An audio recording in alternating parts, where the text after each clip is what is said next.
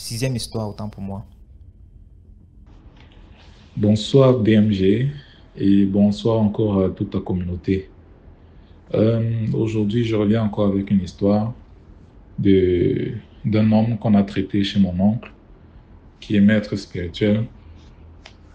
Ça fait de cela, je pense, 10 ans aujourd'hui. Alors cet homme, en fait, il a souffert depuis son enfance. Bon, quand je dis son enfance, son adolescence, quoi.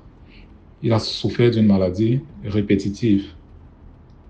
Sa maman l'a amené à l'hôpital, l'a amené chez les tradipraticiens, l'a amené chez les marabouts, mais sans résultat au fil des années. Vous savez, c'est toujours les mamans qui ont ce cœur-là de s'occuper vraiment de l'enfant, se soucier pour sa maladie, essayer de faire vraiment l'impossible, quoi. Donc, sa maman a marché avec lui vraiment partout pour essayer de régler ce problème parce que c'était vraiment grave. Et où il marchait, à l'hôpital déjà, on le traitait juste simplement comme ça. Ça se calme un moment, après ça recommence. Quand elle a commencé à partir les tradipraticiens et marabouts, on calme un moment également, ça peut faire peut-être 5 ans ou 2 ans. Après, la maladie revient de plus belle. Elle était partie donc chez un marabout une fois, et ce marabout lui a dit, la personne qui est à l'origine, qui fait tout ça à ton enfant, c'est son père. Donc c'est votre mari. Tout le monde est dépassé que mais mon mari, c'est mon mari qui fait ça à son enfant. Le marabout dit oui, parce que les esprits me montrent. C'est ton marabout, c'est ton mari en fait, donc pour moi tous ces, euh, qui fait tous ces problèmes dans la famille, même votre fille, parce qu'il y avait également sa sœur qui n'arrivait pas à évoluer. Tout ce qu'elle faisait était bloqué. Même votre fille, votre autre fille là, que tout est bloqué, c'est votre mari qui fait tout ça.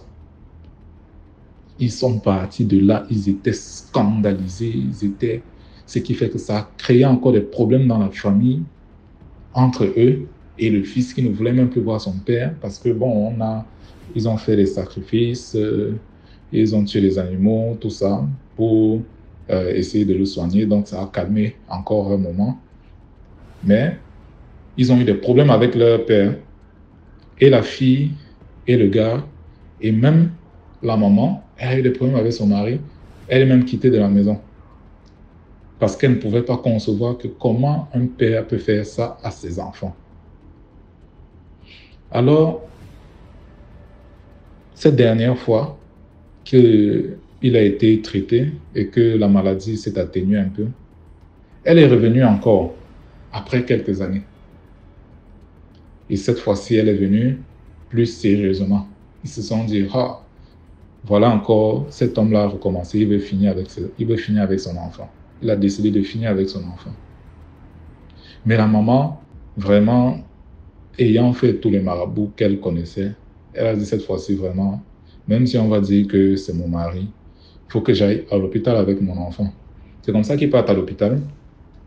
On fait les examens et tout. On commence à le mettre sous traitement à l'hôpital, il est hospitalisé. Ça commence à aller un peu, un peu. Mais au bout de peut-être 2 jours, en 2 jours là, il a tellement chuté à l'hôpital qu'il a failli mourir. Mais la copine de sa maman lui a dit, voilà, je connais un maître spirituel qui peut bien traiter votre enfant. Elle a dit non, elle est fatiguée de ces gens, ils prennent énormément d'argent et la maladie revient toujours. Elle lui a dit non, je vous assure, lui, il est différent. C'est comme ça qu'on l'amène donc chez mon oncle pour le traiter. Mon oncle donc le reçoit, il essaie d'abord de le calmer parce qu'il souffrait, il était vraiment mal. Et s'il faisait encore un jour à l'hôpital, il mourrait, sincèrement. C'est comme ça que elle vient chez mon oncle prend connaissance de l'histoire, elle raconte tout, quand ça a commencé, les gens qu'elle a déjà eu à visiter, les hôpitaux, les tradipraticiens, les marabouts, tout ça. Elle raconte et elle dit même le dernier marabout qui avait dit que c'était son mari. C'est comme ça que mon oncle commence à travailler, il travaille pendant plusieurs jours. Il a appelé sa maman, il lui a dit, tu sais, il faut faire très attention à ce qu'on dit aux enfants. Dans la colère ou dans la non-lucidité, il faut faire très attention à ce qu'on dit aux enfants. Parce que votre mari n'est pas réellement l'auteur de cette maladie que souffre votre enfant, ni de ce que souffre votre fille. Il n'est pas réellement l'auteur, c'est-à-dire, ce n'est pas comme s'il est parti quelque part, il n'est pas sorcier, il n'a pas, son ventre n'est pas gâté. Il n'est pas parti quelque part dire que je vends mes enfants ou bien. Mais, vu que c'était quelqu'un qui buvait beaucoup, quand il avait un problème avec son enfant, bien quand il avait un problème avec sa femme, et que les enfants voulaient intervenir, allez, il prononçait des paroles de malédiction sur les enfants. Vous savez, où on vit, on ne sait pas comment est fait l'atmosphère. Vous pouvez être dans un endroit où sillonnent tellement d'esprits négatifs. Il y a des esprits errants. Et ces paroles que vous prononcez là, envers vos enfants, ce sont des paroles de malédiction. Ces esprits peuvent saisir ces paroles-là et agir. Et donc, c'est ce qui s'est passé parce que déjà, il ne faisait pas que parler à la maison, les maudire à la maison, mais même quand il était dans ses alcools, il va parler, il va dire du n'importe quoi où il est là-bas. Pas pour intention vraiment de détruire ses enfants, mais il n'est pas lucide, il parle du n'importe quoi. Et même les gens qui étaient avec lui, qui partageaient sa boisson, eux aussi, ayant des yeux de jalousie, ont profité de ce qu'il disait pour aller attaquer ses enfants. Parce que les parents sont comme un bouclier pour les enfants, en fait. Les parents sont comme un bouclier. Quand les parents sont unis et que les parents prient pour leurs enfants, il est très difficile que le sorcier arrive à atteindre les enfants. Il est très difficile. Pas impossible, mais très difficile. Mais son père, prononçant ces paroles-là, il a créé une brèche. Et ça a été très facile pour les gens de l'extérieur de venir attaquer ses enfants. C'est comme ça que ses enfants ont été exposés et que tout le monde venait faire ce qu'il voulait de ses enfants.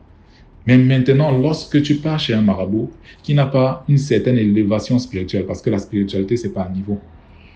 Vous pouvez partir chez un marabout, il n'a pas une certaine élévation spirituelle. Les esprits avec lesquels il travaille ne sont pas aussi puissants que ça également. Eux, ce qu'ils vont voir simplement, c'est que c'est le Père qui est à l'origine. Ils vont simplement voir ça parce que c'est ce que l'Esprit montre. C'est lui qui a ouvert la brèche, alors c'est lui qui est présenté comme auteur de ça. Mais par contre, pour quelqu'un qui a une certaine élévation, lui va voir que non, c'est vrai, peut-être le Père a eu à prononcer certaines paroles, mais c'est une autre personne qui a profité de ça pour venir faire du mal aux enfants. Donc c'était en fait comme ça la chose. Ce n'était pas leur père, mais c'était les paroles qu'ils prononçaient. Donc pour dire qu'il faut également faire très attention à ce qu'on dit à nos enfants. Toujours prononcer des paroles de bénédiction. Des choses qu'on aime souvent faire en Afrique, que quand l'enfant ne veut pas peut-être travailler, il ne veut pas faire la vaisselle, il ne veut pas... Ne travaille pas, tu vas voir. Quand tu vas vendre les beignets demain, est-ce que je serai là? Les paroles comme ça, en fait, vous allez vous rendre compte que après la vie de votre enfant est très difficile. Trouver l'emploi est difficile, faire ceci, c'est difficile. Pourquoi? Parce que vous avez ouvert une brèche dans votre famille et vous avez laissé entrer ces esprits-là qui se sont appropriés, qui se sont servis comme ils voulaient des chances de vos enfants et tout ça là. Donc, il faut faire très attention à ce qu'on dit. Voilà une famille qui a été détruite par quelqu'un, je ne sais pas comment moi je pourrais le qualifier, mais la famille a été détruite également. Le papa, c'est vrai, il prononçait ses paroles, mais faisons très attention à ce qu'on dit à nos enfants et même quand on est en couple et qu'on est fâché, il faut faire très attention à ce qu'on dit parce que même jusque-là, il y a des gens qui ne sont pas contents de l'union en fait et ils vont profiter de cela pour venir vous briser. Donc c'est l'histoire que j'avais à partager aujourd'hui. Merci beaucoup pour l'histoire.